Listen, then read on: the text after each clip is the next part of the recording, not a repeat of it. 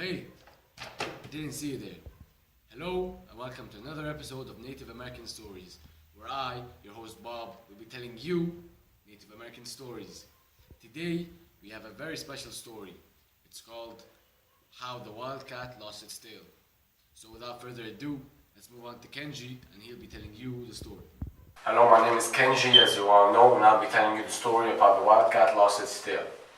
So, the wildcat was a very proud creature. He was proud of his fur and its teeth.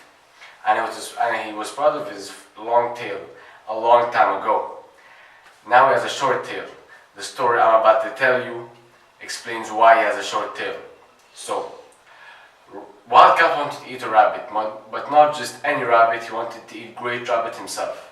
Great Rabbit was big and strong and known for his magical powers. One of them was the ability to hear people from a distance. So, as Wildcat was approaching him, Rabbit heard him and left his wigwam, which is his home. So, when Wildcat entered his home, he couldn't find him and bet on his tail that he would. Rabbit heard this and started laughing. Wildcat started looking for him and kept going around in circles to find his tracks, and at midnight he finally did. And the tracks led up to a wigwam in the middle of the snow. So we entered the wigwam, or the house, in the middle of the snow, and found an old medicine man with long ears. Wildcat questioned him about his long ears, but the old man responded by saying that they keep his chin warm. That answer made Wildcat satisfied. The old man offered Wildcat a rabbit. Wildcat accepted it and ate the rabbit, piled up the bones, and slept. While he was sleeping, he dreamt about chasing Rabbit, but he was very far and Rabbit was laughing at him. In the morning, he woke up. He howled. He wasn't in a house. He was in the middle of the snow. The old man was Great Rabbit. He tricked him, and the rabbit which he ate was some vegetables. Wildcat was very annoyed at this, and was determined to find the rabbit.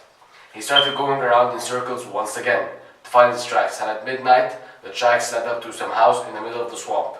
So he entered the house, and he found an old lady with long braids going over her shoulders. Wildcat questioned her about the long braids, but the lady simply answered that they make her look pretty. The answer made Wildcat satisfied. Wildcat was very hungry, so he asked the lady for food. The lady was cooking a rabbit and offered it to him. Wildcat accepted the rabbit, ate it, and piled up the bones, and slept once again.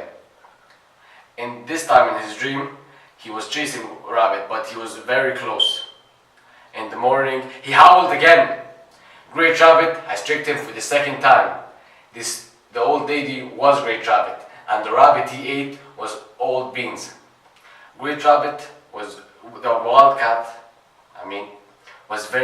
very annoyed, but he was also very tired.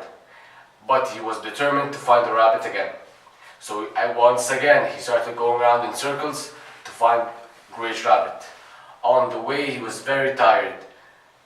His tongue was dangling and he tripped over it many times. But in the end, the tracks led up to a house. This time he was determined to find Great Rabbit. So he entered the house and found a great big warrior with feathers going out of his head. So he questioned the warrior about his feathers, but he expected the answer and told him, "I expected the answer." And suddenly he started shouting, "I will find Great Rabbit! I will find him!" And suddenly the house erupted. The great big warrior stood up and shouted, "You have found him." The wildcat and the rabbit started fighting. The rabbit, in the shape of the great warrior, took out the tomahawk and they started fighting. But the rabbit cut off the wildcat's tail. The rabbit said, "You have bet on your tail that you'd find me, but you didn't." Wildcat ran off, putting his hand where his long tail should be.